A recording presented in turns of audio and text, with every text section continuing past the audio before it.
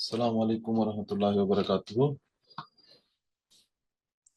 أعوذ بالله من الشيطان الرجيم. بسم الله الرحمن الرحيم. ليس عليكم جناح أن تبتغوا فضلا من ربكم فإذا أفضتم من عرفات فاذكروا الله عند المشعر الحرام واذكروه كما هداكم وإن كنتم من قبله لمن الضالين. সূরা আল বাকারা 199 নম্বর আয়াত তিলাওয়াত করা হয়েছে। এই আয়াতে আল্লাহ তাআলা বলছেন, লাইসা আলাইকুম জুনাহুন। লাইসা নয় বা না, আমরা শাব্দিক অনুবাদ আগে পড়ে নিই, এরপর আমরা সাবলীল অনুবাদও দেখব। তো লাইসা না বা নয়, আলাইকুম এখানে দুইটা শব্দ একসাথে আছে, আলা এবং কুম। আলাইকুম তোমাদের উপরে বা তোমাদের বিরুদ্ধেও করা যায়, আলা উপরে বা অনেক সময় আয়াতের ধরন অনুযায়ী বিরুদ্ধে অর্থ করা হয় আলার। তো আলাইকুম তোমাদের বিরুদ্ধে বা তোমাদের উপরে লাইসা নেই। এরপরের শব্দ জুনাহুন। জুনাহুন আপনারা জানেন, এর আগেও বহুবার এসেছে, পাপ বা দোষ। জুনাহুন পাপ বা দোষ। তো লাইসা আলাইকুম জুনাহুন তোমাদের উপরে নাই কোনো দোষ বা তোমাদের কোনো পাপ নাই বা তোমাদের বিরুদ্ধে কোনো পাপ হবে না। এরপরে বলছেন আং তাবতাগু। আন অর্থাৎ যে বা দ্যাট বলে ইংলিশে। আন যে, তাবতাগু তোমরা সবাই অন্বেষণ করো বা তোমরা সবাই চাও। এটা বহুবচনে বলা হচ্ছে তাবতাগু। ইবতাগা ইয়াবতাগু থেকে তাবতাগু তোমরা সবাই চাও। ফাজলান ফাজলান অর্থাৎ কল্যাণ বা অনুগ্রহ। ফজল যেটা আমরা অহরহ ব্যবহার করি যে শব্দ, আল্লাহর ফজল, তো এটাই সেই শব্দ ফজলান অর্থাৎ অনুগ্রহ বা কল্যাণ। মির রাব্বিকুম, মিন অর্থ থেকে বা হতে, আর রাব্বিকুম এখানে দুইটা শব্দ আছে, রব এবং কুম। তো কুম শব্দের অর্থ আপনারা জানেন, অর্থাৎ তোমাদের বা তোমরা বুঝায়। আর রব মানে হলেন প্রভু, প্রতিপালক। তো রব প্রভু, কুম তোমাদের। তো তোমাদের প্রভুর থেকে যদি তোমরা কোনো কল্যাণ বা অনুগ্রহ অন্বেষণ করো বা চাও, এতে তোমাদের কোনো পাপ বা গুনাহ বা দোষ হবে না। লাইসা আলাইকুম জুনাহুম তোমাদের বিরুদ্ধে কোনো পাপ নাই বা তোমাদের বিরুদ্ধে কোনো দোষ নাই।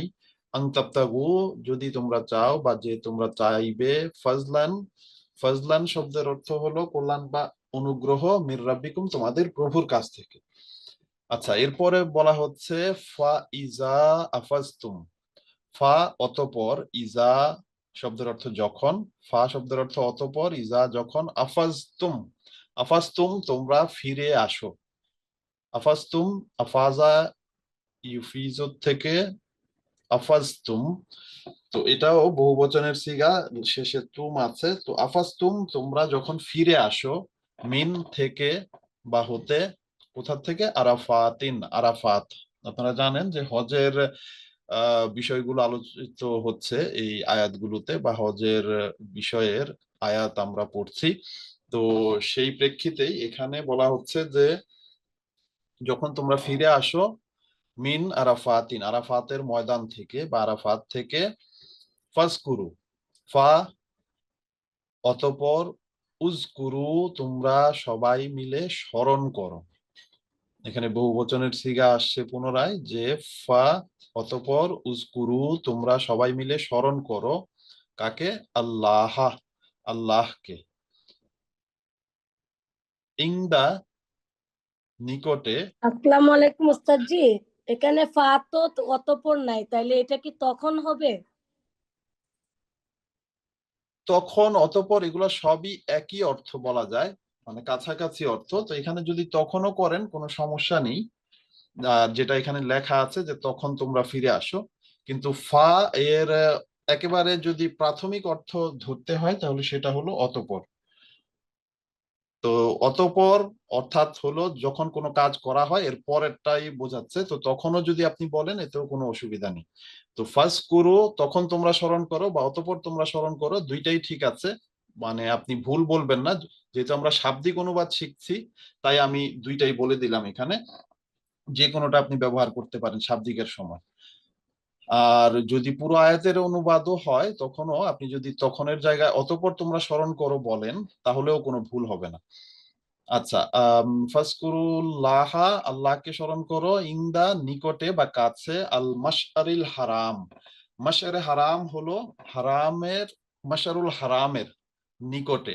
আপনারা জানেন যে হজ করার সময় মাশআরে হারাম হলো একটা নির্দিষ্ট স্থানকে বলা হয়, আর মাশআর শব্দের শাব্দিক অর্থ হলো আম, এটাকে বলে আল্লাহ তাআলার যে নির্দিষ্ট কিছু চিহ্ন আছে, বা আল্লাহ তাআলার পবিত্র স্থান সমূহকেও মাশআর এর শাব্দিক অর্থের মধ্যে আনা হয় বা এর অর্থের মধ্যে বলা হয়। তো মাশআরুল হারাম বলতে স্পেসিফিক্যালি মক্কার আশেপাশের এলাকাকে বোঝায়। তো মাশআরুল হারামের কাছে বলা হচ্ছে যে তোমরা আল্লাহ তাআলা আরাফাত থেকে ফিরে এসে মাশআরুল হারাম এর নিকটে তোমরা আল্লাহ তাআলাকে স্মরণ করো। আচ্ছা, এরপরে বলা হচ্ছে ওয়াজকুরু, ওয়া এবং উজকুরু, হু, হু আছে শেষে। তো উজকুরু তোমরা সবাই তাকে স্মরণ করো, হু আছে তাকে। অর্থাৎ পূর্বে যেহেতু বলা হচ্ছিল ফাজকুরুল্লাহা, আর এখানে বলা হচ্ছে ফাজকুরুহু। হু দিয়ে আল্লাহ তাআলাকেই বোঝানো হচ্ছে যে তোমরা পুনরায় তাকে স্মরণ করো, ফাজকুরুহু, হু অর্থ তাকে।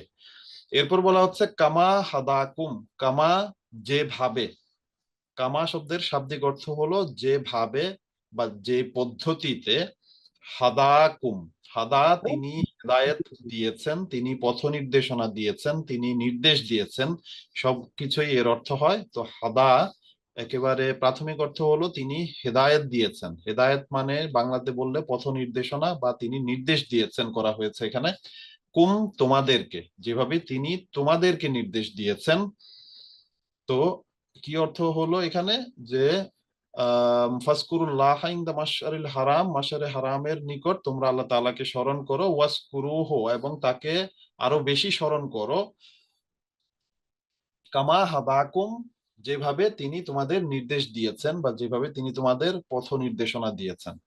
আচ্ছা, এরপর বলা হচ্ছে ওয়া ইন, আর যদি, কুনতুম তোমরা হও বা তোমরা ছিলে, দুইটাই হয়। যে কুনতুম আয়াত অনুযায়ী অর্থ করতে হয়, তো এখানে বলা হয়েছে যে কুনতুম তোমরা ছিলে, ওয়া ইন কুনতুম আর যদিও তোমরা ছিলে, মিন কাবলিহি, মিন থেকে বা হতে, কাবলিহি এর পূর্বে বা তার পূর্বে, হি শব্দ এর বা তার দুইটাই বলা যায়। তো মিন কাবলিহি মিন থেকে, কাবুল, কাবুল মানে হলো পূর্বে, হি তার বা এর। তো এর পূর্বে যদিও তোমরা ছিলে কি, লামিনা জলিন।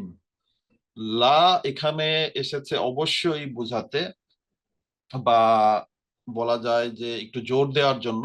মিন অর্থ জানেন যে থেকে বা হতে, বা অন্তর্ভুক্ত ছিলে কাদের, আজ-জালিন অর্থাৎ পথভ্রষ্টদের। এখানে বহুবচন, জাল হলো এক বচন, পথভ্রষ্ট, আর জালিন পথভ্রষ্টদের অন্তর্ভুক্ত ছিলে। মিন অর্থ হতে বা থেকে। তো বলা হচ্ছে যে ওয়া ইন কুনতুম আর যদিও তোমরা ছিলে, মিন কাবলিহি এর পূর্বে, লামিনা জালিন অবশ্যই পথভ্রষ্টদের অন্তর্ভুক্ত ছিলে। আচ্ছা, আমরা এই আয়াতের যে সাবলীল অনুবাদ দেয়া আছে নিচে সেটাও পড়ে নিচ্ছি।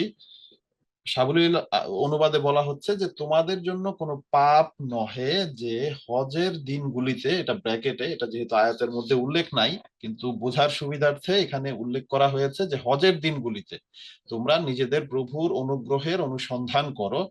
আপনারা জানেন যে হজে গেলে মানুষের ধ্যান জ্ঞান সবকিছু আল্লাহ তাআলার প্রতি থাকে, তো এই দিনগুলোতে তোমরা বিশেষভাবে আল্লাহ তাআলার অনুগ্রহের অনুসন্ধান করো। আচ্ছা, এরপর বলা হচ্ছে যে কিন্তু যখন তোমরা আরাফাত হইতে প্রত্যাবর্তন করিবে, অর্থাৎ যখন আরাফাতের কার্যক্রম শেষে তোমরা সেখান থেকে ফিরে আসবে, তখন মাশআরুল হারামের নিকট আল্লাহকে স্মরণ করিবে। তখন মাশআরে হারামের নিকট আল্লাহকে আরো বেশি স্মরণ করো, এবং যেভাবে তিনি তোমাদের নির্দেশ দিয়েছেন, যেভাবে তিনি তোমাদিগকে নির্দেশ দিয়েছেন, অর্থাৎ তিনি তোমাদের যেভাবে নির্দেশ দিয়েছেন সেইভাবে তোমরা তাহাকে স্মরণ করিবে। অর্থাৎ আল্লাহ তাআলা যেভাবে বলেছেন সেইভাবে যেন আমরা তাকে স্মরণ করি, যদিও ইতিপূর্বে তোমরা নিশ্চয়ই পথভ্রষ্টদের অন্তর্ভুক্ত ছিলে। অর্থাৎ এর পূর্বে আমরা পথভ্রষ্টদের অন্তর্ভুক্ত ছিলাম, অর্থাৎ এখানে আম, সেই লোকদের কথা বলা হচ্ছে যারা পূর্বে পথভ্রষ্টতায় ছিল। আল্লাহ তাআলা একান্ত অনুগ্রহ করে তাদেরকে ইসলামের যে পথ সেটি দেখিয়েছেন বা ইসলামের হেদায়েত দিয়েছেন। আচ্ছা, এর পরের আয়াতটাও আমরা পড়ে নিচ্ছি যেহেতু ছোট আয়াতই আছে, 200 নম্বর আয়াত। এখানে আল্লাহ তাআলা বলছেন, সুম্মা আফিজু মিন হাইসু আফাজান নাসু ওয়াস্তাগফিরুল্লাহা ইন্নাল্লাহা গফুরুর রহিম। এখানে বলা হচ্ছে যে সুম্মা অতঃপর বা এরপর, এরপর আফিজু তোমরা ফিরে আসো বা তোমরা ফিরে এসো। এটা হলো আরবিতে বলে আমর, আমরের সিগা। আমর মানে হলো নির্দেশ সূচক শব্দ বা নির্দেশ সূচক বাক্যকে আমর এর বাক্য বলা হয়। তো আফিজু তোমরা ফিরে আসো, মিন হতে বা থেকে, হাইসু যেখানে, যেখানে হাইসু শব্দের অর্থ হলো যেখান থেকে, আফাজা আফাজা সে ফিরে এসেছে। তো এখানে যেহেতু পরে আন্নাস শব্দ আছে, অর্থাৎ মানুষেরা বা লোকেরা, আন্নাস পুরো মানুষ বা মানে পুরো মানব জাতিকে বোঝায় আন্নাস শব্দ দিয়ে। তো মানুষ যার মাঝে অনেক লোক অন্তর্ভুক্ত, তো এখানে বলা হয়েছে যে লোকেরা। তো আফাজা এই কারণে এক বচন থেকে বহু বচনের অর্থ করতে হবে আমাদের, যে আফাজান নাসও মানুষ যেখান থেকে ফিরে আসে বা যেখান থেকে মানুষের ঢল নামে। এরপর বলা হচ্ছে ওয়াস্তাগফিরুল্লাহ, ওয়া এবং ইস্তাগফিরু তোমরা ইস্তেগফার করো। আর ইস্তেগফার মানেই হলো আল্লাহ তাআলার কাছে ক্ষমা চাওয়া। ইস্তাগফিরু শব্দের শাব্দিক অর্থ হলো তোমরা ইস্তেগফার করো। তো ইস্তেগফারের মানে হলো আল্লাহ তাআলার কাছে ক্ষমা প্রার্থনা করা। তো এখানে বাংলাতে ওইটাই লেখা আছে যে আল্লাহর কাছে ক্ষমা চাও। ইস্তাগফিরু এখানে দেখেন যে রে এর উপর পেশ আছে, এরপর ওয়া আর আলিফ দিয়ে বোঝাচ্ছে যে এটা হলো বহুবচন, অর্থাৎ তোমরা সবাই মিলে ক্ষমা চাও। কার কাছে? আল্লাহ, আল্লাহর কাছে, বা আল্লাহর ক্ষমা চাও। এরপর বলা হচ্ছে ইন্নাল্লাহা নিশ্চয়, ইন্না নিশ্চয়, আল্লাহ আল্লাহ, গফুরুন অতীব ক্ষমাশীল। গফুর শব্দের শাব্দিক অর্থ হলো অতীব ক্ষমাশীল, রহিম অনেকবার পড়েছেন আপনারা, পরম দয়ালু। যিনি অত্যধিক দয়া করেন বা দয়াবান তিনি হলেন রহিম। রহিম শব্দের শাব্দিক অর্থ পরম দয়ালু। তো যেহেতু আল্লাহ তাআলার সিফত হিসেবে এখানে এই দুইটি শব্দ এসেছে, গফুরুন রহিমুন, তো গফুর অতীব ক্ষমাশীল, পরম দয়ালু। তো এর যে সাবলীল অনুবাদ আছে সেটাও পড়ে দিচ্ছি। এখানে আল্লাহ তাআলা বলছেন, অতঃপর যেখান হইতে অন্যান্য লোক প্রত্যাবর্তন করে, অর্থাৎ যেখান থেকে মানুষ প্রত্যাবর্তন করে হজের সময়, নির্দিষ্ট করে এর পূর্বের আয়াতে আরাফাতের কথা বলা হয়েছে।